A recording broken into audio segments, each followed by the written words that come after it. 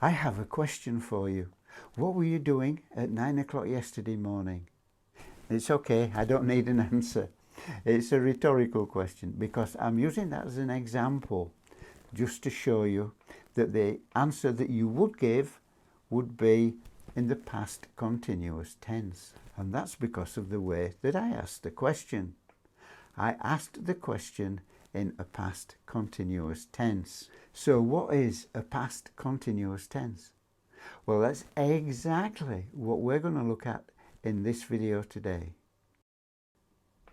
Hi there, I'm Ed from Speak English with Ed, where we help new ESOL speakers understand and learn English to pass the SELT examinations. In this video, we're going to be talking about the past continuous tense. You'll learn everything that you need to know. You'll understand when to use it, when not to use it, how to build it. So let's jump straight in and have a look and make a start. The only way to learn is to talk. The past continuous tense. First, let's remind ourselves about what we've already learned. The past simple tense was started in the past and it was completed in the past. When we're talking about it, the task was completed. So, I ate breakfast. This morning, I had my breakfast. I finished my breakfast. Task completed. The present continuous tense talks about an action that was ongoing. You were doing it at the time of speaking. I was eating my breakfast, or I was eating breakfast. The past simple talks about a task that's been completed, where the present continuous talks about a task that is still going on, an uncompleted task. Now, the past continuous tries to bring these two together. It talks about something that was started in the past, but was still going on at the time that you're talking about, but is now completed. It's a completed task. So, how can a task be ongoing if it's already been completed? Well, the time that we're talking about the task was ongoing. It started, and then we're talking about a time in the past, a time period in the past when the task was ongoing. But now, at the present time, the task has been completed. Let's take eating breakfast as an example. Say I start eating breakfast at 8 o'clock and I finish at 8:30. That's taken me 30 minutes, a period of time, a 30-minute period of time to eat my breakfast. Now, if halfway through, say 8:15, 8:20, I get a phone call, right? I'm still eating my breakfast at the time I get the phone call because I haven't finished until 8:30. But so during that time I get the phone call. All right. Now, if I go to, if I see somebody later in the day and I want to talk to them and tell them about this phone call, then I would use the past continuous tense, and I would say something like, this morning, while I was eating breakfast, I got a phone call. It was, and I'd go on and tell them the rest of the message. Now here, I've got a time frame, which is while I was eating breakfast. That's the time frame. Eating breakfast is the past continuous tense. But the period of eating breakfast is now finished. It's completed, right? So it's a completed action in the past, but it was ongoing at the time I was talking about. At the time I got the phone call, it was ongoing. Understand? Good. If you don't understand, then drop a comment in the below here, and I'll try and explain a little bit better as soon as I can. But just as I say, any comments, just drop them in the box below here. So, when do you not use this tense? If it wasn't ongoing at the time you're talking about, you don't use this tense. Don't use this tense for something that hasn't started yet. In other words, something in the future, right? And don't use this tense for something that hasn't finished yet. In other words, if it's ongoing. Don't use this tense. So, how do you build this tense? Well, you need a subject, you need an auxiliary verb, and you need the main verb in its present participle form. If your subject is singular, I, he, she and it, you use was.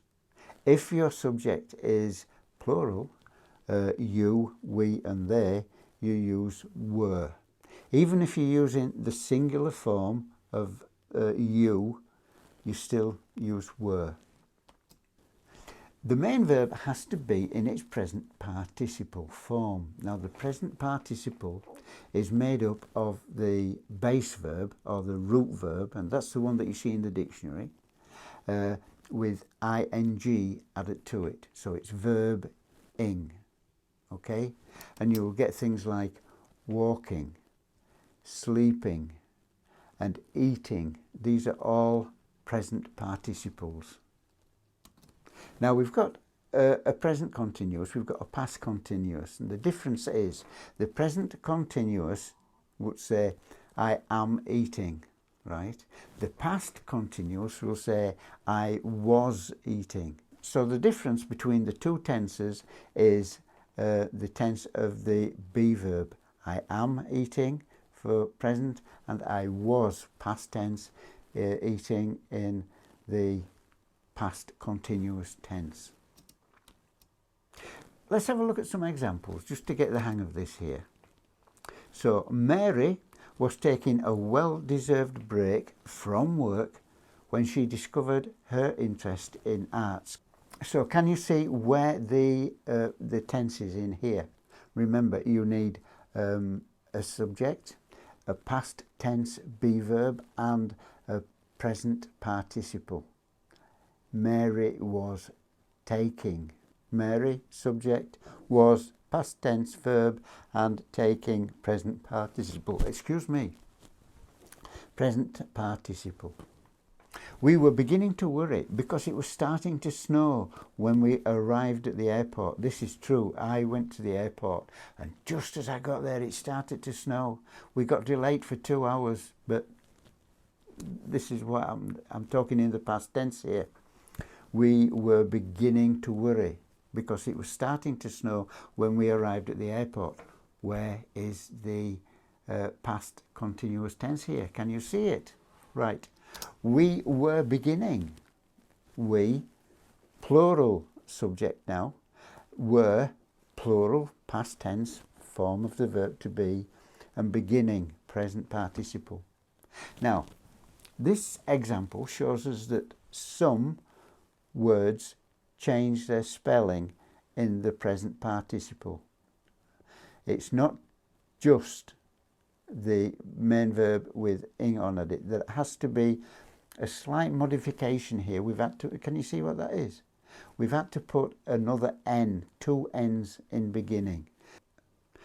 To check out a video that we made earlier, check the link above. It will talk about verb endings that change.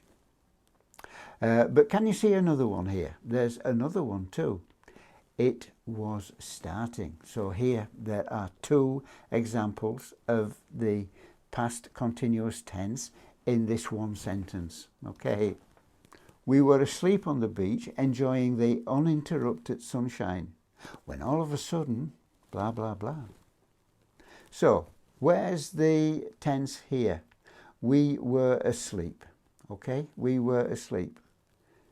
Now asleep isn't a verb, so this isn't the tense. We were asleep on the beach enjoying. So the next verb is enjoying. So here is the tense. We were enjoying. Asleep on the beach is added information. It's not part of the tense. It's outside of the tense. But we were enjoying is the tense. You can say it without this asleep on the in the middle. We were enjoying the uninterrupted sunshine when all of a sudden blah blah blah. So here you can get the tense split up by other information. I don't know how he did it. He was talking for the whole afternoon. I don't know how he did it. He was talking for the whole afternoon.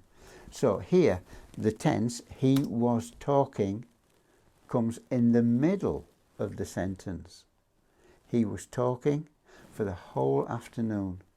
It's in the middle of the sentence. So so these tenses, what I'm explaining here, or what I'm showing here, is that the tenses can come right at the beginning. It can be more than one instances of the tense. It can be split up in with other information in between it. It can be split up, a split tense. Or it can be right in the middle. It can be in the middle of the sentence, right? It can be anywhere. But now I want to go back to right at the beginning. If you remember, I asked you a question. What were you doing at 9 o'clock yesterday morning? Now, I asked this question for a reason, and the reason is we're going to see a different form. It's still a past continuous question. So where is the question? Where is this past continuous tense in here? Right. Were you doing? What were you doing? Right. The question part is what. Were you doing is the tense. But because it's a question, what do? We've got to turn around the subject and the verb. Right? They've got to change places when you're asking a question. What is the question word? Were you doing at 9 o'clock yesterday morning? So remember, you've got to change those as you make a question. So let's just have a recap and a summary. So we need a subject, we need a be verb, and we need a present participle. The subject can be a noun or a pronoun. So it can be he, she, it, we, I, you, they, etc. Or it can be somebody's name. It can be George or Mary. Or it can be the name of an object. It can be the car, it can be a pen, or it can be a bicycle. But it must be, you do need a subject. And you need a be verb that goes with it. So remember, be verbs are subject dependent. It's going to be either was or were, because it's got to be in its past tense form. The main verb has to be in its present participle form, which is the main or root verb, the one you see in the dictionary, plus ing, ing at the end of it. And it can only be used when the ongoing action has been completed. So the ongoing action must be completed in the past. So, do you understand all that?